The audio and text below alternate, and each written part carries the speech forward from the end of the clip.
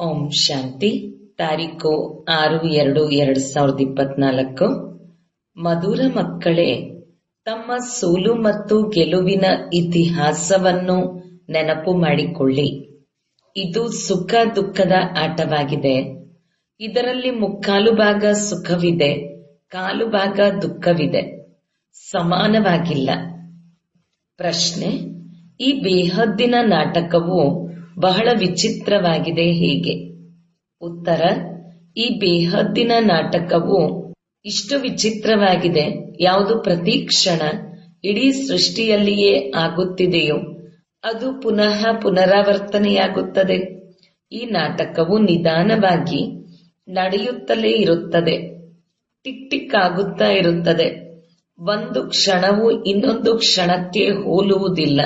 ಆದ್ದರಿಂದ ಇದು ಬಹಳ ವಿಚಿತ್ರವಾದ ನಾಟಕವಾಗಿದೆ. ಮನುಷ್ಯನ ಯಾವುದೆಲ್ಲ ಒಳ್ಳೆಯ ಮತ್ತು ಕೆಟ್ಟ ಪಾತ್ರವು ನಡೆಯುತ್ತದೆಯೋ ಅದೆಲ್ಲವೂ ನೋಂದಾಯಿಸಲ್ಪಟ್ಟಿದೆ. ಈ ಮಾತನ್ನು ಸಹ ನೀವು ಮಕ್ಕಳೇ ತಿಳಿಯುತ್ತೀರಿ. ಓಂ ಶಾಂತಿ. ಓಂ ಶಾಂತಿಯ ಅರ್ಥವನ್ನು ಮಕ್ಕಳಿಗೆ ತಿಳಿಸಲಾಗಿದೆ, ಏಕೆಂದರೆ ಈಗ ಆತ್ಮ ಅಭಿಮಾನಿಗಳಾಗಿದ್ದೀರಿ. ನಾವು ಆತ್ಮಗಳಾಗಿದ್ದೇವೆ. ಆತ್ಮದ ಸ್ವಧರ್ಮವು ಶಾಂತಿಯಾಗಿದೆ ಎಂದು ಆತ್ಮವು ತನ್ನ ಪರಿಚಯ ಕೊಡುತ್ತದೆ. ಈಗ ಎಲ್ಲ ಆತ್ಮಗಳು ಮನೆಗೆ ಹೋಗುವ ಕಾರ್ಯಕ್ರಮವಿದೆ. ಈಗ ಮನೆಗೆ ಹೋಗುವ ಕಾರ್ಯಕ್ರಮವನ್ನು ಯಾರು ತಿಳಿಸುತ್ತಾರೆ? ಅವಶ್ಯಕವಾಗಿ ತಂದೆಯೇ ತಿಳಿಸುತ್ತಾರೆ. ಹೇ ಆತ್ಮಗಳೇ, ಈಗ ಹಳೆಯ ಪ್ರಪಂಚವು ಸಮಾಪ್ತಿಯಾಗಲಿದೆ. ಎಲ್ಲ ಪಾತ್ರಧಾರಿಗಳು ಬಂದು ಬಿಟ್ಟಿದ್ದಾರೆ. ಇನ್ನು ಕೆಲವು ಆತ್ಮರು ಮಾತ್ರ ಉಳಿದುಕೊಂಡಿದ್ದಾರೆ. ಈಗ ಎಲ್ಲರೂ ಹಿಂತಿರುಗಿ ಮನೆಗೆ ಹೋಗಬೇಕು ಮತ್ತು ಪಾತ್ರವನ್ನು ಪುನರಾವರ್ತನೆ ಮಾಡಬೇಕು. ತಾವು ಮಕ್ಕಳು ಮೂಲತಃ ಆದಿ ಸನಾತನ ದೇವಿ ದೇವತಾ ಧರ್ಮದವರಾಗಿದ್ದೀರಿ. ಮೊಟ್ಟ ಮೊದಲು ಸತ್ಯಯುಗದಲ್ಲಿ ಬಂದಿರಿ. ನಂತರ ಪುನರ್ಜನ್ಮವನ್ನು ಪಡೆದುಕೊಳ್ಳುತ್ತಾ ಈಗ ಪರ ರಾಜ್ಯದಲ್ಲಿ ಬಂದಿದ್ದೀರಿ. ಇದು ಕೇವಲ ನೀವಾತ್ಮರಿಗೆ ಗೊತ್ತಿದೆ, ಮತ್ಯಾರಿಗೂ ಗೊತ್ತಿಲ್ಲ. ನೀವು ಒಬ್ಬ ತಂದೆಯ ಮಕ್ಕಳಾಗಿದ್ದೀರಿ. ಮಧುರಾತಿ ಮಧುರ ಮಕ್ಕಳಿಗೆ ತಂದೆಯು ತಿಳಿಸುತ್ತಾರೆ, ಮಕ್ಕಳೇ, ನೀವೀಗ ಪರ ರಾವಣ ರಾಜ್ಯದಲ್ಲಿ ತಮ್ಮ ರಾಜ್ಯ ಭಾಗ್ಯವನ್ನು ಕಳೆದುಕೊಂಡು ಕುಳಿತಿದ್ದೀರಿ. ಸತ್ಯಯುಗದಲ್ಲಿ ದೇವಿ ದೇವತಾ ಧರ್ಮದವರಾಗಿದ್ದೀರಿ. ಯಾವುದಕ್ಕೆ 5,000 ವರ್ಷಗಳಾಯಿತು. ಅರ್ಧ ಕಲ್ಪ ನೀವು ರಾಜ್ಯ ಮಾಡಿದಿರಿ, ಏಕೆಂದರೆ ಅವಶ್ಯಕವಾಗಿ ಏಣಿಯನ್ನು ಇಳಿಯಲೇಬೇಕು. ಸತ್ಯಯುಗದಿಂದ ತ್ರೇತ, ನಂತರ ದ್ವಾಪರ ಕಲಿಯುಗದಲ್ಲಿ ಬರಬೇಕಾಗಿದೆ. ಇದನ್ನು ಮರೆಯಬೇಡಿ. ತಮ್ಮ ಸೋಲು ಮತ್ತು ಗೆಲುವಿನ ಇತಿಹಾಸವನ್ನು ನೆನಪು ಮಾಡಿಕೊಳ್ಳಿ. ಮಕ್ಕಳಿಗೆ ಗೊತ್ತಿದೆ, ನಾವು ಸತ್ಯಯುಗದಲ್ಲಿ ಸತೋಪ್ರಧಾನ ಸುಖಧಾಮದ ವಾಸಿಗಳಾಗಿದ್ದೆವು. ನಂತರ ಪುನರ್ಜನ್ಮವನ್ನು ಪಡೆದುಕೊಳ್ಳುತ್ತಾ ದುಃಖಧಾಮದಲ್ಲಿ ಜರ್ಜಡೀಭೂತ ಸ್ಥಿತಿಯಲ್ಲಿ ಬಂದು ತಲುಪಿದ್ದೇವೆ. ಈಗ ನೀವು ಮಕ್ಕಳಿಗೆ ತಂದೆಯಿಂದ ಶ್ರೀಮತ ಸಿಕ್ಕಿದೆ, ಏಕೆಂದರೆ ಆತ್ಮರು ಪರಮಾತ್ಮನಿಂದ ಬಹಳ ಕಾಲ ಅಗಲಿದ್ದರು. ನೀವು ಮಕ್ಕಳೇ ಬಹಳ ಕಾಲದಿಂದ ಅಗಲಿದ್ದೀರಿ. ಮೊಟ್ಟ ಮೊದಲು ನೀವೇ ಅಗಲಿದಿರಿ. ನಂತರ ಸುಖದ ಪಾತ್ರವನ್ನು ಅಭಿನಯಿಸುತ್ತಾ ಬಂದಿರಿ. ಮತ್ತೆ ನಿಮ್ಮ ರಾಜ್ಯಭಾಗ್ಯವು ನಿಮ್ಮಿಂದ ಕಳೆದು ಹೋಯಿತು. ದುಃಖದ ಪಾತ್ರದಲ್ಲಿ ಬಂದು ಬಿಟ್ಟಿರಿ. ಈಗ ನೀವು ಮಕ್ಕಳು ಪುನಃ ಸುಖ ಶಾಂತಿಯ ರಾಜ್ಯ ಭಾಗ್ಯವನ್ನು ಪಡೆದುಕೊಳ್ಳಬೇಕಾಗಿದೆ. ವಿಶ್ವದಲ್ಲಿ ಶಾಂತಿ ಸ್ಥಾಪನೆಯಾಗಲೆಂದು ಆತ್ಮಗಳು ಹೇಳುತ್ತಾರೆ. ಈ ಸಮಯವು ತಮೋಪ್ರಧಾನವಾಗಿರುವ ಕಾರಣ ವಿಶ್ವದಲ್ಲಿ ಅಶಾಂತಿ ಇದೆ. ಇದು ಸಹ ಶಾಂತಿ ಮತ್ತು ಅಶಾಂತಿ, ದುಃಖ ಮತ್ತು ಸುಖದ ಆಟವಾಗಿದೆ. ತಾವು ಮಕ್ಕಳಿಗೆ ಗೊತ್ತಿದೆ, 5,000 ವರ್ಷಗಳ ಹಿಂದೆ ವಿಶ್ವದಲ್ಲಿ ಶಾಂತಿ ಇತ್ತು. ಮೂಲವತನವಂತೂ ಶಾಂತಿಧಾಮವಾಗಿದೆ. ಎಲ್ಲಿ ಆತ್ಮಗಳಿರುತ್ತಾರೆಯೋ ಅಲ್ಲಂತೂ ಅಶಾಂತಿಯ ಪ್ರಶ್ನೆಯೇ ಬರುವುದಿಲ್ಲ. ಸತ್ಯಯುಗದಲ್ಲಿ ವಿಶ್ವದಲ್ಲಿ ಶಾಂತಿ ಇತ್ತು. ನಂತರ ಇಳಿಯುತ್ತಾ ಅಶಾಂತಿಯಾಗಿ ಬಿಟ್ಟಿತು. ಈಗ ಇಡೀ ವಿಶ್ವದಲ್ಲಿ ಶಾಂತಿಯನ್ನೇ ಎಲ್ಲರೂ ಬಯಸುತ್ತಾರೆ. ಬ್ರಹ್ಮ ಮಹಾತತ್ವಕ್ಕೆ ವಿಶ್ವವೆಂದು ಹೇಳುವುದಿಲ್ಲ, ಅದಕ್ಕೆ ಬ್ರಹ್ಮಾಂಡವೆಂದು ಹೇಳಲಾಗುತ್ತದೆ. ಅಲ್ಲಿ ನೀವಾತ್ಮರು ನಿವಾಸ ಮಾಡುತ್ತೀರಿ. ಆತ್ಮದ ಸ್ವಧರ್ಮವು ಶಾಂತಿಯಾಗಿದೆ. ಶರೀರದಿಂದ ಆತ್ಮವು ಬೇರೆಯಾದಾಗ ಶಾಂತವಾಗಿ ಬಿಡುತ್ತದೆ. ನಂತರ ಇನ್ನೊಂದು ಶರೀರವನ್ನು ಪಡೆದುಕೊಂಡಾಗಲೇ ಶಬ್ದದಲ್ಲಿ ಬರುತ್ತದೆ. ಈಗ ನೀವು ಮಕ್ಕಳು ಇಲ್ಲಿಗೆ ಏತಕ್ಕಾಗಿ ಬಂದಿದ್ದೀರಿ? ತಂದೆಯೇ ನಮ್ಮ ಶಾಂತಿಧಾಮ ಸುಖಧಾಮಕ್ಕೆ ಕರೆದುಕೊಂಡು ಹೋಗಿ ಎಂದು ಹೇಳುತ್ತಾರೆ. ಶಾಂತಿ ಅಥವಾ ಮುಕ್ತಿಧಾಮದಲ್ಲಿ ಸುಖ ದುಃಖದ ಪಾತ್ರ ಇರುವುದಿಲ್ಲ.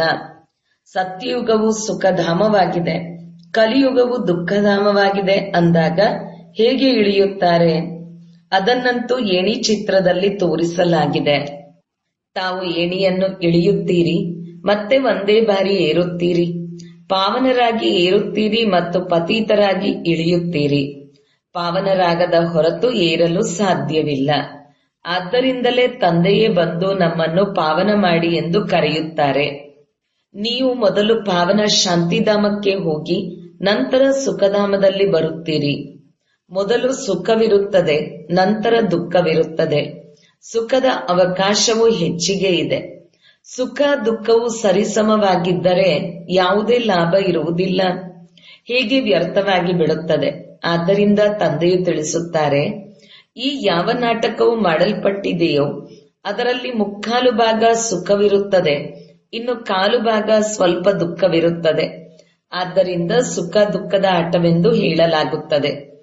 ತಂದೆಗೆ ತಿಳಿದಿದೆ, ನನ್ನನ್ನು ನೀವು ಮಕ್ಕಳು ಬಿಟ್ಟರೆ ಮತ್ಯಾರು ತಿಳಿದುಕೊಳ್ಳಲು ಸಾಧ್ಯವಿಲ್ಲ. ನಾನೇ ನಿಮಗೆ ನನ್ನ ಪರಿಚಯವನ್ನು ಕೊಟ್ಟಿದ್ದೇನೆ ಮತ್ತು ಸೃಷ್ಟಿಯ ಆದಿ ಮಧ್ಯ ಅಂತ್ಯದ ಪರಿಚಯವನ್ನು ಕೊಟ್ಟಿದ್ದೇನೆ. ನಿಮ್ಮನ್ನು ನಾಸ್ತಿಕರಿಂದ ಆಸ್ತಿಕರನ್ನಾಗಿ ಮಾಡಿದ್ದೇನೆ. 3 ಲೋಕವನ್ನು ನೀವೇ ತಿಳಿದುಕೊಂಡಿದ್ದೀರಿ. ಭಾರತವಾಸಿಗಳು ಕಲ್ಪದ ಆಯಸ್ಸನ್ನು ತಿಳಿದುಕೊಂಡಿಲ್ಲ. ಬಾಬಾ ನಮಗೆ ಮತ್ತೆ ಓದಿಸುತ್ತಿದ್ದಾರೆ ಎಂಬುದನ್ನು ನೀವು ಈಗ ತಿಳಿದುಕೊಂಡಿದ್ದೀರಿ. ತಂದೆಯು ಗುಪ್ತ ವೇಷದಲ್ಲಿ ಪರದೇಶದಲ್ಲಿ ಬಂದಿದ್ದಾರೆ. ತಂದೆಯೂ ಸಹ ಗುಪ್ತವಾಗಿದ್ದಾರೆ. ಮನುಷ್ಯರು ತನ್ನ ದೇಹವನ್ನು ತಿಳಿದುಕೊಂಡಿದ್ದಾರೆ, ಆದರೆ ಆತ್ಮವನ್ನು ತಿಳಿದುಕೊಂಡಿಲ್ಲ. ಆತ್ಮವು ಅವಿನಾಶಿ, ದೇಹ ವಿನಾಶಿಯಾಗಿದೆ. ಆತ್ಮ ಮತ್ತು ಆತ್ಮದ ತಂದೆಯನ್ನು ನೀವು ಎಂದೂ ಸಹ ಮರೆಯಬಾರದು. ನಾವು ಬೇಹದ್ದಿನ ತಂದೆಯಿಂದ ಬೇಹದ್ದಿನ ಆಸ್ತಿಯನ್ನು ಪಡೆಯುತ್ತಿದ್ದೇವೆ. ಯಾವಾಗ ಪವಿತ್ರರಾಗುತ್ತೇವೆಯೋ ಆಗ ಆಸ್ತಿಯು ಸಿಗುತ್ತದೆ. ಈ ರಾವಣ ರಾಜ್ಯದಲ್ಲಿ ನೀವು ಪತಿತರಾಗಿದ್ದೀರಿ, ಆದ್ದರಿಂದ ತಂದೆಯನ್ನು ಕರೆಯುತ್ತೀರಿ. ನಿಮಗೆ 2 ತಂದೆಯರಿದ್ದಾರೆ. ಪರಮಪಿತ ಪರಮಾತ್ಮ ಎಲ್ಲ ಆತ್ಮರಿಗೂ ಒಬ್ಬರೇ ತಂದೆಯಾಗಿದ್ದಾರೆ. ಸಹೋದರರೆಲ್ಲರೂ ತಂದೆಯಲ್ಲ. ಯಾವಾಗ ಭಾರತದಲ್ಲಿ ಅತಿಯಾದ ಧರ್ಮಗ್ಲಾನಿಯಾಗುತ್ತದೆಯೋ ಆಗ ಎಲ್ಲಾ ಧರ್ಮಗಳ ಪಾರಲೌಕಿಕ ತಂದೆಯನ್ನು ಮರೆತು ಬಿಡುತ್ತಾರೆಯೋ ಆಗ ತಂದೆಯು ಬರುತ್ತಾರೆ. ಇದೆಲ್ಲವೂ ಆಟವಾಗಿದೆ. ಏನೆಲ್ಲವೂ ನಡೆಯುತ್ತಿದೆಯೋ ಇದು ಆಟವಾಗಿದೆ, ಮತ್ತೆ ಇದು ಪುನರಾವರ್ತನೆಯಾಗುತ್ತದೆ. ನೀವಾತ್ಮರು ಎಷ್ಟು ಬಾರಿ ಪಾತ್ರವನ್ನು ಅಭಿನಯಿಸಲು ಬರುತ್ತೀರಿ, ಮತ್ತೆ ಹೋಗುತ್ತೀರಿ. ಈ ಅನಾದಿ ನಾಟಕವು ಹೇನಿನ ರೀತಿ ನಡೆಯುತ್ತಿರುತ್ತದೆ, ಎಂದೂ ಸಹ ನಿಲ್ಲುವುದಿಲ್ಲ. ಟಿಕ್ ಟಿಕ್ ಎಂದು ನಡೆಯುತ್ತಲೇ ಇರುತ್ತದೆ. 1 ಸೆಕೆಂಡ್ ಇನ್ನೊಂದು ಸೆಕೆಂಡ್ ಅನ್ನು ಹೋಲುವುದಿಲ್ಲ. ಎಂತಹ ವಿಚಿತ್ರ ನಾಟಕವಾಗಿದೆ. ಸೆಕೆಂಡ್ ಏನೆಲ್ಲ ಈ ಸೃಷ್ಟಿಯಲ್ಲಿ ನಡೆಯುತ್ತದೆಯೋ ಮತ್ತೆ ಅದು ಪುನರಾವರ್ತನೆಯಾಗುತ್ತದೆ. ಪ್ರತಿಯೊಂದು ಧರ್ಮದ ಮುಖ್ಯ ಪಾತ್ರಧಾರಿಗಳ ಬಗ್ಗೆ ತಿಳಿಸಲಾಗುತ್ತದೆ. ಅವರು ಪ್ರತಿಯೊಬ್ಬರು ತಮ್ಮ ತಮ್ಮದೇ ಆದ ಧರ್ಮವನ್ನು ಸ್ಥಾಪನೆ ಮಾಡುತ್ತಾರೆ. ರಾಜಧಾನಿಯನ್ನು ಸ್ಥಾಪನೆ ಮಾಡುವುದಿಲ್ಲ. ಒಬ್ಬ ಪರಮಪಿತ ಪರಮಾತ್ಮ ಧರ್ಮವನ್ನು ಸ್ಥಾಪನೆ ಮಾಡುತ್ತಾರೆ, ರಾಜಧಾನಿ ಅಥವಾ ಸಾಮ್ರಾಜ್ಯವನ್ನು ಸ್ಥಾಪನೆ ಮಾಡುತ್ತಾರೆ. ಅವರು ಧರ್ಮ ಸ್ಥಾಪನೆ ಮಾಡುತ್ತಾರೆ. ಅದರ ನಂತರ ಮೇಲಿಂದ ಎಲ್ಲರೂ ಬರಬೇಕಾಗುತ್ತದೆ. ಎಲ್ಲರನ್ನೂ ಮತ್ತೆ ಯಾರು ಕರೆದುಕೊಂಡು ಹೋಗುತ್ತಾರೆ? ತಂದೆ. ಕೆಲವರು ಬಹಳ ಕಡಿಮೆ ಪಾತ್ರವನ್ನು ಅಭಿನಯಿಸುತ್ತಾರೆ ಮತ್ತು ಸಮಾಪ್ತಿಯಾದರು. ಹೇಗೆ ಜೀವಜಂತುಗಳು ಜನ್ಮ ಪಡೆಯುತ್ತವೆ ಮತ್ತೆ ಸಾಯುತ್ತವೆ, ಹೇಗೆ ಡ್ರಾಮಾದಲ್ಲಿ ಅವರ ಮಾತೇ ಇಲ್ಲ. ಗಮನವೆಲ್ಲವೂ ಯಾರ ಕಡೆ ಹೋಗುತ್ತದೆ? ಒಂದು ರಚಯಿತನ ಕಡೆ ಹೋಗುತ್ತದೆ. ಯಾರನ್ನು ಓ ಪರಮಪಿತ ಎಂದು ಕರೆಯುತ್ತಾರೆ. ಅವರೇ ಎಲ್ಲ ಆತ್ಮರಿಗೂ ತಂದೆಯಾಗಿದ್ದಾರೆ. ಮೊದಲು ಆದಿ ಸನಾತನ ದೇವಿ ದೇವತಾ ಧರ್ಮವಿತ್ತು. ಇದೆಷ್ಟು ಬೇಹದ್ದಿನ ವೃಕ್ಷವಾಗಿದೆ. ಎಷ್ಟು ಮತಾಂತರ, ಎಷ್ಟೊಂದು ವಿವಿಧ ವಸ್ತುಗಳು ಹುಟ್ಟಿಕೊಂಡಿವೆ. ಅದನ್ನು ಎಣಿಸುವುದೇ ಕಷ್ಟವಾಗುತ್ತದೆ. ವೃಕ್ಷದ ಅಡಿಪಾಯವೇ ಇಲ್ಲ, ಉಳಿದೆಲ್ಲವೂ ನಿಂತಿದೆ. ತಂದೆಯು ತಿಳಿಸುತ್ತಾರೆ, ಮಧುರಾತಿ ಮಧುರ ಮಕ್ಕಳೇ, ಯಾವಾಗ ಅನೇಕ ಧರ್ಮಗಳಿದ್ದು ಒಂದು ಧರ್ಮವಿಲ್ಲದಿರುವಾಗ ನಾನು ಬರುತ್ತೇನೆ. ತಳಪಾಯವು ಪ್ರಾಯಲೋಪವಾಗಿದೆ, ಕೇವಲ ವೃಕ್ಷ ನಿಂತಿದೆ. ಆದಿ ಸನಾತನ ಒಂದೇ ಧರ್ಮವಿತ್ತು, ಬಾಕಿ ಉಳಿದೆಲ್ಲವೂ ಅನಂತರ ಬಂದಿವೆ. ತ್ರೇತಾಯುಗದಲ್ಲಿ ಇರುವುದು ಸ್ವರ್ಗದಲ್ಲಿ ಇರುವುದಿಲ್ಲ. ತಂದೆಯು ತಿಳಿಸುತ್ತಾರೆ, ಸ್ವರ್ಗದ ಹೊಸ ಪ್ರಪಂಚದಲ್ಲಿ ಹೋಗಲು ನೀವು ಪುರುಷಾರ್ಥ ಮಾಡುತ್ತಿದ್ದೀರಿ. ನೀವು ಯಾವಾಗ ನನ್ನನ್ನು ನೆನಪು ಮಾಡಿ ಪಾವನರಾಗುತ್ತೀರಿ ಮತ್ತು ದೈವಿ ಗುಣಗಳನ್ನು ಧಾರಣೆ ಮಾಡುತ್ತೀರಿ, ಆಗ ನೀವು ಸ್ವರ್ಗಕ್ಕೆ ಹೋಗುತ್ತೀರಿ. ವೃಕ್ಷದ ರೆಂಬೆ ಕೊಂಬೆಗಳು ಅನೇಕ ಇವೆ. ನಾವೆಲ್ಲರೂ ಆದಿ ಸನಾತನ ದೇವಿ ದೇವತಾ ಧರ್ಮದವರಾಗಿದ್ದೆವು ಎಂಬುದನ್ನು ನೀವು ಮಕ್ಕಳು ವೃಕ್ಷದ ಚಿತ್ರದ ಮೂಲಕ ತಿಳಿದುಕೊಂಡಿದ್ದೀರಿ. ಈಗ ಸ್ವರ್ಗವಿಲ್ಲ, ಆದರೆ ನರಕವಿದೆ. ತಂದೆಯು ಪ್ರಶ್ನಾವಳಿಯನ್ನು ಮಾಡಿದ್ದರು. ನಿಮ್ಮ ಹೃದಯದೊಂದಿಗೆ ಕೇಳಿಕೊಳ್ಳಿ, ನಾವು ಸತ್ಯಯುಗಿ ಸ್ವರ್ಗವಾಸಿಗಳಾಗಿದ್ದೇವೆಯೋ ಅಥವಾ ಕಲಿಯುಗಿ ನರಕವಾಸಿಗಳಾಗಿದ್ದೇವೆಯೋ? ಸತ್ಯಯುಗದಿಂದ ಕೆಳಗೆ ಕಲಿಯುಗದಲ್ಲಿ ಬರುತ್ತೇವೆಯೇ? ಮತ್ತೆ ಮೇಲೆ ಹೇಗೆ ಹೋಗುತ್ತೇವೆ? ತಂದೆಯು ಶಿಕ್ಷಣವನ್ನು ಕೊಡುತ್ತಾರೆ. ನೀವು ತಮೋಪ್ರಧಾನರಿಂದ ಸತೋಪ್ರಧಾನರು ಹೇಗಾಗುತ್ತೀರಿ? ತಮ್ಮನ್ನು ಆತ್ಮನೆಂದು ತಿಳಿದು ನನ್ನನ್ನು ನೆನಪು ಮಾಡಿದ್ದೇ ಆದರೆ ಯೋಗಾಗ್ನಿಯಿಂದ ನಿಮ್ಮ ಪಾಪಗಳೆಲ್ಲವೂ ಸಮಾಪ್ತಿಯಾಗಿ ಬಿಡುವುದು. ಕಲ್ಪದ ಹಿಂದೆಯೂ ಸಹ ನಿಮಗೆ ಜ್ಞಾನವನ್ನು ಕಲಿಸಿ ದೇವತೆಗಳನ್ನಾಗಿ ಮಾಡಿದ್ದೆವು. ಈಗ ನೀವು ತಮೋಪ್ರಧಾನರಾಗಿ ಬಿಟ್ಟಿದ್ದೀರಿ. ಮತ್ತೆ ಅವಶ್ಯಕವಾಗಿ ಸತೋಪ್ರಧಾನರನ್ನಾಗಿ ಮಾಡುವವರು ಬೇಕಲ್ಲವೇ? ಪತೀತ ಪಾವನ ಯಾವುದೇ ಮನುಷ್ಯನಾಗಲು ಸಾಧ್ಯವಿಲ್ಲ. ಹೇ ಪತೀತ ಪಾವನ, ಹೇ ಭಗವಂತ ಎಂದು ಕರೆದಾಗ ಎಲ್ಲರ ಬುದ್ಧಿಯು ಮೇಲಕ್ಕೆ ಹೋಗುತ್ತದೆ. ಅವರು ನಿರಾಕಾರನಾಗಿದ್ದಾರೆ. ಉಳಿದವರೆಲ್ಲರೂ ಪಾತ್ರಧಾರಿಗಳಾಗಿದ್ದಾರೆ. ಎಲ್ಲರೂ ಪುನರ್ಜನ್ಮವನ್ನು ಪಡೆಯುತ್ತಿರುತ್ತಾರೆ. ನಾನು ಪುನರ್ಜನ್ಮ ರಹಿತನಾಗಿದ್ದೇನೆ. ಇದು ಡ್ರಾಮಾದಲ್ಲಿ ನೋಂದಣಿಯಾಗಿದೆ. ಇನ್ನು ಯಾರೂ ಸಹ ತಿಳಿದುಕೊಂಡಿಲ್ಲ. ನೀವು ಸಹ ತಿಳಿದುಕೊಂಡಿರಲಿಲ್ಲ. ಈಗ ನಿಮ್ಮನ್ನು ಸ್ವದರ್ಶನ ಚಕ್ರಧಾರಿಗಳೆಂದು ಕರೆಯಲಾಗುತ್ತದೆ. ನೀವು ನಿಮ್ಮ ಸ್ವಯಂ ಆತ್ಮನ ಧರ್ಮದಲ್ಲಿ ಸ್ಥಿತರಾಗಿ ತನ್ನನ್ನು ಆತ್ಮನೆಂದು ನಿಶ್ಚಯ ಮಾಡಿಕೊಳ್ಳಿ. ಸೃಷ್ಟಿ ಚಕ್ರವು ಹೇಗೆ ಸುತ್ತುತ್ತದೆ ಎಂದು ತಂದೆಯು ತಿಳಿಸಿಕೊಡುತ್ತಾರೆ. ಆದ್ದರಿಂದ ನಿಮ್ಮ ಹೆಸರಾಗಿದೆ ಸ್ವದರ್ಶನ ಚಕ್ರಧಾರಿ. ನಿಮ್ಮಲ್ಲಿಯೇ ಈ ಜ್ಞಾನವಿದೆ, ಮತ್ಯಾರಿಗೂ ಈ ಜ್ಞಾನವಿಲ್ಲ. ನಿಮಗೆ ಬಹಳ ಖುಷಿಯಾಗಬೇಕು. ತಂದೆಯು ನಮಗೆ ಶಿಕ್ಷಕನಾಗಿದ್ದಾರೆ. ಬಹಳ ಮಧುರ ತಂದೆಯಾಗಿದ್ದಾರೆ. ತಂದೆಯಂತಹ ಮಧುರರು ಮತ್ಯಾರೂ ಇಲ್ಲ. ನೀವು ಪಾರಲೌಕಿಕ ತಂದೆಯ ಮಕ್ಕಳು, ಪರಲೋಕದಲ್ಲಿ ಇರುವಂತಹ ಆತ್ಮಗಳಾಗಿದ್ದೀರಿ. ತಂದೆಯೂ ಸಹ ಪರಮಧಾಮದಲ್ಲಿರುತ್ತಾರೆ. ಹೇಗೆ ಲೌಕಿಕ ತಂದೆ ಮಕ್ಕಳಿಗೆ ಜನ್ಮವನ್ನು ಕೊಟ್ಟು ಪಾಲನೆ ಮಾಡಿ ಕೊನೆಯಲ್ಲಿ ಎಲ್ಲವನ್ನೂ ಕೊಟ್ಟು ಹೋಗುತ್ತಾರೆ, ಏಕೆಂದರೆ ಮಕ್ಕಳು ವಾರಸುದಾರರಾಗಿರುತ್ತಾರೆ. ಈ ಕಾನೂನು ಸಹ ಇದೆ. ಬೇಹದ್ದಿನ ತಂದೆಯ ಮಕ್ಕಳಾಗುತ್ತೀರಿ. ನೀವೆಲ್ಲರೂ ಶಬ್ದದಿಂದ ದೂರ ಮನೆಗೆ ಹೋಗಬೇಕು ಎಂದು ತಂದೆಯು ತಿಳಿಸುತ್ತಾರೆ. ಶಾಂತಿಧಾಮದಲ್ಲಿ ಶಾಂತಿ ಇರುತ್ತದೆ. ಸೂಕ್ಷ್ಮ ಲೋಕದಲ್ಲಿ ಸನ್ನೆಯಿಂದಲೂ ಕೂಡಿರುತ್ತದೆ. ಸಾಕಾರ ಲೋಕದಲ್ಲಿ ಶಬ್ದದಿಂದ ಕೂಡಿರುತ್ತದೆ. ಮಕ್ಕಳು ಸೂಕ್ಷ್ಮೋತನದಲ್ಲಿ ಹೋದಾಗ ಸಾಕ್ಷಾತ್ಕಾರವಾಗುತ್ತದೆ. ಆಗ ಆತ್ಮವು ಶರೀರದಿಂದನೂ ಬಿಟ್ಟು ಹೋಗಿರುವುದಿಲ್ಲ. ಡ್ರಾಮಾದಲ್ಲಿ ಯಾವುದೆಲ್ಲವೂ ನೋಂದಣಿಯಾಗಿದೆ ಅದು ಸೆಕೆಂಡ್ ಪುನರಾವರ್ತನೆಯಾಗುತ್ತದೆ. 1 ಸೆಕೆಂಡ್ ಮತ್ತೊಂದು ಸೆಕೆಂಡ್ ಅನ್ನು ಹೋಲುವುದಿಲ್ಲ. ಮನುಷ್ಯರದು ಏನೆಲ್ಲ ಪಾತ್ರವಿದೆ, ಅದು ಒಳ್ಳೆಯದಾಗಿರಲಿ ಅಥವಾ ಕೆಟ್ಟದಾಗಿರಲಿ, ಎಲ್ಲವೂ ನೋಂದಾಯಿಸಲ್ಪಟ್ಟಿದೆ. ಸತ್ಯಯುಗದಲ್ಲಿ ಒಳ್ಳೆಯದು, ಕಲಿಯುಗದಲ್ಲಿ ಕೆಟ್ಟ ಪಾತ್ರವೂ ಆಗಿರುತ್ತದೆ. ಕಲಿಯುಗದಲ್ಲಿ ಮನುಷ್ಯನು ದುಃಖಿಯಾಗಿರುತ್ತಾನೆ. ರಾಮರಾಜ್ಯದಲ್ಲಿ ಕೊಳಕು ಮಾತುಗಳು ಇರುವುದಿಲ್ಲ. ರಾಮರಾಜ್ಯ ಮತ್ತು ರಾವಣ ರಾಜ್ಯ ಒಟ್ಟಾಗಿ ಇರುವುದಿಲ್ಲ. ಡ್ರಾಮವನ್ನು ತಿಳಿಯದೇ ಇರುವ ಕಾರಣ ಸುಖ ದುಃಖ ಎಲ್ಲವನ್ನೂ ಪರಮಾತ್ಮನೇ ಕೊಡುತ್ತಾರೆ ಎಂದು ಹೇಳುತ್ತಾರೆ. ಹೇಗೆ ಶಿವತಂದೆಯನ್ನು ಯಾರು ತಿಳಿದುಕೊಂಡಿಲ್ಲವೋ ಹಾಗೆಯೇ ರಾವಣನನ್ನು ಸಹ ಯಾರೂ ತಿಳಿದುಕೊಂಡಿಲ್ಲ. ಶಿವ ಜಯಂತಿಯನ್ನು ಪ್ರತಿ ವರ್ಷವೂ ಆಚರಿಸುತ್ತಾರೆ. ರಾವಣನನ್ನು ಸುಡುವುದನ್ನು ಸಹ ಪ್ರತಿ ವರ್ಷ ಆಚರಿಸುತ್ತಾರೆ. ಬೇಹದ್ದಿನ ತಂದೆಯು ತನ್ನ ಪರಿಚಯವನ್ನು ಕೊಡುತ್ತಿದ್ದಾರೆ. ಮಕ್ಕಳೇ, ತನ್ನನ್ನು ಆತ್ಮನೆಂದು ತಿಳಿದು ನಾನು ತಂದೆಯನ್ನು ನೆನಪು ಮಾಡಿ. ತಂದೆಯು ಬಹಳ ಮಧುರರಾಗಿದ್ದಾರೆ. ತಂದೆಯು ತನ್ನ ಮಹಿಮೆಯನ್ನು ತಾನೇ ಮಾಡಿಕೊಳ್ಳುತ್ತಾರೇನು? ಯಾರಿಗೆ ಸುಖ ಸಿಗುತ್ತದೆಯೋ ಅವರು ಮಹಿಮೆ ಮಾಡುತ್ತಾರೆ. ನೀವು ಮಕ್ಕಳಿಗೆ ತಂದೆಯಿಂದ ಆಸ್ತಿಯೂ ಸಿಗುತ್ತದೆ. ತಂದೆಯು ಪ್ರೀತಿಯ ಸಾಗರನಾಗಿದ್ದಾರೆ.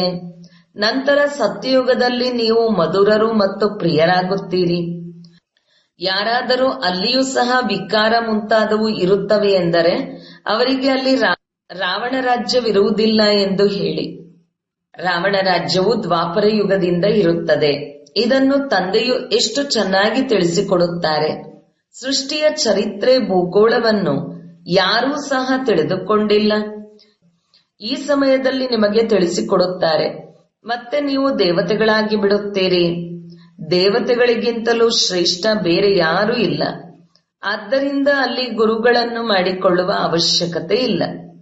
ಇಲ್ಲಂತೂ ಅನೇಕ ಗುರುಗಳಿದ್ದಾರೆ. ಸದ್ಗುರು ಒಬ್ಬರೇ ಆಗಿದ್ದಾರೆ. ಸಿಖ್ಖರು ಬಂದು ಸದ್ಗುರು ಅಕಾಲ್ ಎಂದು ಹೇಳುತ್ತಾರೆ. ಸದ್ಗುರುವು ಅಕಾಲ ಮೂರ್ತಿಯಾಗಿದ್ದಾರೆ. ಅವರು ಕಾಲರ ಕಾಲ ಮಹಾಕಾಲನಾಗಿದ್ದಾರೆ. ಈ ಕಾಲನಂತೂ ಒಬ್ಬರನ್ನು ಕರೆದುಕೊಂಡು ಹೋಗುತ್ತದೆ. ನಾನಂತೂ ಎಲ್ಲರನ್ನೂ ಕರೆದುಕೊಂಡು ಹೋಗುತ್ತೇನೆಂದು ತಂದೆಯು ಹೇಳುತ್ತಾರೆ. ಪವಿತ್ರರನ್ನಾಗಿ ಮಾಡಿ ಮೊದಲು ಶಾಂತಿಧಾಮದಲ್ಲಿ ಮತ್ತೆ ಸುಖಧಾಮದಲ್ಲಿ ಕರೆದುಕೊಂಡು ಹೋಗುತ್ತೇನೆ. ಒಂದು ವೇಳೆ ನನ್ನವರಾಗಿ ಮತ್ತೆ ಮಾಯೆಗೆ ವಶೀಭೂತರಾದರೆ ಅವರಿಗೆ ಗುರುವಿನ ನಿಂದಕರು ಎಂದೂ ಸಹ ಶ್ರೇಷ್ಠ ಪದವಿಯನ್ನು ಪಡೆದುಕೊಳ್ಳಲು ಆಗುವುದಿಲ್ಲವೆಂದು ಹೇಳಲಾಗುತ್ತದೆ. ಸ್ವರ್ಗದ ಸಂಪೂರ್ಣ ಸುಖವನ್ನು ಪಡೆಯಲು ಸಾಧ್ಯವಿಲ್ಲ. ಪ್ರಜೆಗಳಲ್ಲಿ ಹೊರಟು ಹೋಗುತ್ತಾರೆ. ಮಕ್ಕಳೇ, ನನ್ನ ನಿಂದನೆಯನ್ನು ಮಾಡಿಸಬೇಡಿ ಎಂದು ತಂದೆಯು ಹೇಳುತ್ತಾರೆ. ನಾನು ನಿಮ್ಮನ್ನು ಸ್ವರ್ಗಕ್ಕೆ ಮಾಲೀಕರನ್ನಾಗಿ ಮಾಡುತ್ತೇನೆ ಅಂದಾಗ ದೈವಿ ಗುಣಗಳನ್ನು ಧಾರಣೆ ಮಾಡಬೇಕು. ಯಾರಿಗೂ ದುಃಖವನ್ನು ಕೊಡಬಾರದು. ನಾನು ನಿಮ್ಮನ್ನು ಸುಖಧಾಮದ ಮಾಲೀಕರನ್ನಾಗಿ ಮಾಡಲು ಬಂದಿದ್ದೇನೆಂದು ತಂದೆಯು ಹೇಳುತ್ತಾರೆ. ತಂದೆಯು ಪ್ರೀತಿಯ ಸಾಗರನಾಗಿದ್ದಾರೆ. ಮನುಷ್ಯರು ದುಃಖವನ್ನು ಕೊಡುವ ಸಾಗರರಾಗಿದ್ದಾರೆ. ಕಾಮಕಟಾರಿಯಿಂದ ಒಬ್ಬರಿಗೊಬ್ಬರು ದುಃಖವನ್ನು ಕೊಡುತ್ತಾರೆ. ಅಲ್ಲಂತೂ ಈ ಮಾತುಗಳು ಇರುವುದಿಲ್ಲ. ಅದು ರಾಮರಾಜ್ಯವಾಗಿದೆ. ಯೋಗ ಬಲದಿಂದ ಮಕ್ಕಳ ಜನ್ಮವಾಗುತ್ತದೆ. ಈ ಯೋಗ ಬಲದಿಂದ ನೀವಿಡೀ ವಿಶ್ವವನ್ನು ಪವಿತ್ರವನ್ನಾಗಿ ಮಾಡುತ್ತೀರಿ. ನೀವು ಗುಪ್ತ ಸೇನೆಯವರಾಗಿದ್ದೀರಿ. ನೀವು ಬಹಳ ಪ್ರಸಿದ್ಧರಾಗುತ್ತೀರಿ. ನಂತರ ಭಕ್ತಿ ಮಾರ್ಗದಲ್ಲಿ ನೀವು ದೇವಿಯರ ಅನೇಕ ಮಂದಿರಗಳನ್ನು ಮಾಡಲಾಗುತ್ತದೆ. ಅಮೃತದ ಕಳಶವನ್ನು ಮಾತೆಯರ ತಲೆಯ ಮೇಲೆ ಇಡಲಾಯಿತು ಎಂದು ಹೇಳುತ್ತಾರೆ. ಗೋಮಾತೆ ಎಂದು ಹೇಳುತ್ತಾರೆ. ಇದು ಜ್ಞಾನವಾಗಿದೆ, ನೀರಿನ ಮಾತಲ್ಲ. ನೀವು ಶಿವಶಕ್ತಿ ಸೇನೆಯಾಗಿದ್ದೀರಿ. ಆ ಜನರು ನಿಮ್ಮನ್ನು ಕಾಪಿ ಮಾಡಿ ಅನೇಕ ಗುರುಗಳನ್ನು ಮಾಡಿದ್ದಾರೆ. ನೀವು ಸತ್ಯವಾದ ದೋಣಿಯಲ್ಲಿ ಕುಳಿತಿದ್ದೀರಿ.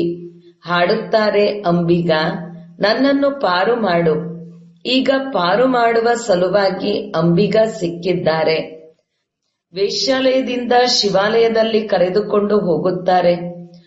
ಮುಳ್ಳಿನ ಕಾಡನ್ನು ಹೂದೋಟವನ್ನಾಗಿ ಮಾಡುತ್ತಾರೆ. ಅಲ್ಲಿ ಸುಖವೇ ಸುಖವಿರುತ್ತದೆ. ಇಲ್ಲಿ ದುಃಖವೇ ದುಃಖವಿದೆ. ತಂದೆಯು ಕರಪತ್ರಗಳನ್ನು ಪಾಂಪ್ಲೆಟ್ ಮುದ್ರಿಸಲು ತಿಳಿಸಿದ್ದಾರೆ. ಅದರಲ್ಲಿ ನಿಮ್ಮ ಮನಸ್ಸಿನೊಂದಿಗೆ ನೀವೇ ಕೇಳಿಕೊಳ್ಳಿ, ನಾನು ಸ್ವರ್ಗವಾಸಿಯಾಗಿದ್ದೇನೆಯೋ ಅಥವಾ ನರಕವಾಸಿಯಾಗಿದ್ದೇನೆಯೋ? ಈ ರೀತಿ ಅನೇಕ ಪ್ರಶ್ನೆಗಳನ್ನು ಕೇಳಿಕೊಳ್ಳಬಹುದಾಗಿದೆ. ಇಲ್ಲಿ ಭ್ರಷ್ಟಾಚಾರವಿದೆ ಎಂದು ಎಲ್ಲರೂ ಹೇಳುತ್ತಾರೆ. ಅಂದಾಗ ಶ್ರೇಷ್ಠಾಚಾರಿಗಳು ಯಾವುದೋ ಸಮಯದಲ್ಲಿ ಇದ್ದಿರಬಹುದು. ಅವರು ದೇವತೆಗಳಾಗಿದ್ದರು, ಆದರೆ ಅವರು ಈಗಿಲ್ಲ. ಯಾವಾಗ ದೇವಿ ದೇವತಾ ಧರ್ಮವು ಪ್ರಾಯಲೋಪವಾಗುತ್ತದೆಯೋ ಆಗ ಭಗವಂತನು ಬಂದು ಧರ್ಮವನ್ನು ಸ್ಥಾಪನೆ ಮಾಡಲು ಬರಬೇಕಾಗುತ್ತದೆ. ನೀವು ತಮಗಾಗಿ ಶ್ರೀಮತದಂತೆ ಸ್ವರ್ಗವನ್ನು ಸ್ಥಾಪನೆ ಮಾಡುತ್ತಿದ್ದೀರಿ. ಒಳ್ಳೆಯದು. ಮಧುರ, ಅತಿ ಮಧುರ ಅಗಲಿ ಹೋಗಿ ಮರಳಿ ಸಿಕ್ಕಿರುವಂತಹ ಮಕ್ಕಳಿಗೆ ಪ್ರೀತಿಯ ಮಾತಾಪಿತಾ ಬಾಪ್ ದಾದರವರ ನೆನಪು, ಪ್ರೀತಿ ಹಾಗೂ ಸುಪ್ರಭಾತ. ಆತ್ಮೀಯ ಮಕ್ಕಳಿಗೆ ಆತ್ಮೀಯ ತಂದೆಯ ನಮಸ್ತೆ. ಧಾರಣೆಗಾಗಿ ಮುಖ್ಯ ಸಾರ. 1. ತಂದೆಯ ಸಮಾನ ಪ್ರೀತಿಯ ಸಾಗರನಾಗಬೇಕು, ದುಃಖದ ಸಾಗರನಲ್ಲ. ತಂದೆಯನ್ನು ನಿಂದನೆ ಮಾಡಿಸುವಂತಹ ಯಾವುದೇ ಕರ್ಮವನ್ನು ಮಾಡಬಾರದು. ಬಹಳ ಮಧುರರು, ಪ್ರಿಯರಾಗಬೇಕು. 2. ಯೋಗ ಬಲದಿಂದ ಪವಿತ್ರರಾಗಿ ನಂತರ ಅನ್ಯರನ್ನೂ ಸಹ ಪವಿತ್ರರನ್ನಾಗಿ ಮಾಡಬೇಕು. ಮುಳ್ಳಿನ ಕಾಡನ್ನು ಹೂದೋಟವನ್ನಾಗಿ ಮಾಡುವ ಸೇವೆ ಮಾಡಬೇಕು. ಸದಾ ಖುಷಿಯಾಗಿರಬೇಕು. ತಮ್ಮ ಮಧುರ ತಂದೆಯೂ ಸಹ ಇದ್ದಾರೆ, ಶಿಕ್ಷಕನೂ ಸಹ ಇದ್ದಾರೆ. ಅವರಂತಹ ಮಧುರರು ಬೇರೆ ಯಾರೂ ಇಲ್ಲ. ವರದಾನ: ಪರಮಾತ್ಮ ಪ್ರೀತಿಯನ್ನು ಪ್ರಾಪ್ತಿ ಮಾಡಿಕೊಳ್ಳುವಂತಹ ವರ್ತಮಾನದಿಂದ ಭವಿಷ್ಯದ ರಾಜ ಮಗು ಭವ. ಸಂಗಮಯುಗದಲ್ಲಿ ತಾವು ಭಾಗ್ಯಶಾಲಿ ಮಕ್ಕಳೇ ಹೃದಯ ರಾಮನ ಮಗುವಾಗಲು ಪಾತ್ರರಾಗಿದ್ದೀರಿ. ಈ ಪರಮಾತ್ಮನ ಪ್ರೀತಿಯು ಕೋಟಿಯಲ್ಲಿ ಕೆಲವು ಆತ್ಮರಿಗೆ ಪ್ರಾಪ್ತಿಯಾಗುತ್ತದೆ. ಈ ದಿವ್ಯ ಪ್ರೀತಿಯ ಮೂಲಕ ರಾಜ ಮಗುವಾಗಿ ಬಿಡುತ್ತೀರಿ. ರಾಜ ಮಗು ಅರ್ಥಾತ್ ಈಗಲೂ ರಾಜರು ಮತ್ತು ಭವಿಷ್ಯದಲ್ಲಿಯೂ ರಾಜ. ಭವಿಷ್ಯಕ್ಕಿಂತಲೂ ಮೊದಲು ಈಗ ಸ್ವರಾಜ್ಯ ಅಧಿಕಾರಿಯಾಗಿ ಬಿಟ್ಟಿದ್ದೀರಿ.